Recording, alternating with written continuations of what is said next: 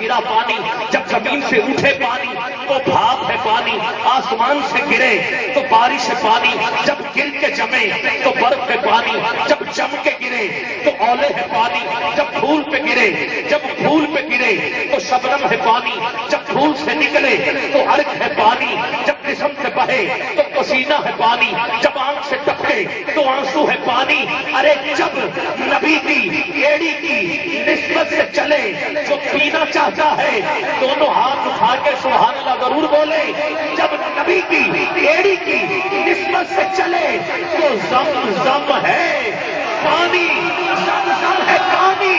اب اور اونچی سبحان اللہ چاہیے، جب نبی کی انگلیوں سے جاری ہو جو پینا چاہتا ہے حوض کوثر کا واسطہ دے دو، توجہ چاہیے، نبی کے قدموں سے چلے تو زمزم ہے پانی، نبی کی انگلیوں سے چلے تو کوثر ہے پانی، پتھر سے پھوٹے تو چشمہ ہے پانی، پتھروں میں چلے تو ندی ہے پانی، ندی بن کے پھیلے تو دریا ہے پانی، دریا بن کے بکھرے تو سمندر ہے پانی۔ انہی پانچوں کے نور سے دو سمندر اکٹھے کر دیے۔ ارے پہلے کا پانی اور ہے، دوسرے کا اور ہے، پہلے کا رنگ اور ہے، دوسرے کا رنگ اور ہے، پہلے کا ذائقہ اور ہے، دوسرے کا ذائقہ اور ہے، دیوار بھی نہیں ہے مگر پانی پانی سے ملتا بھی نہیں ہے۔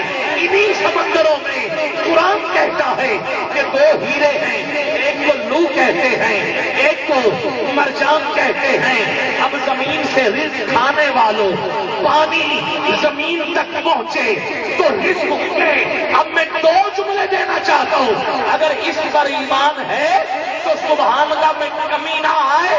ارے یہ تو دو سمندر ہیں، اس ایک سمندر کو حسن کہتے ہیں، دوسرے کو حسین کہتے ہیں، اور جس زمین سے رزق کھاتے ہو اس زمین کے باپ کو علی کہتے ہیں۔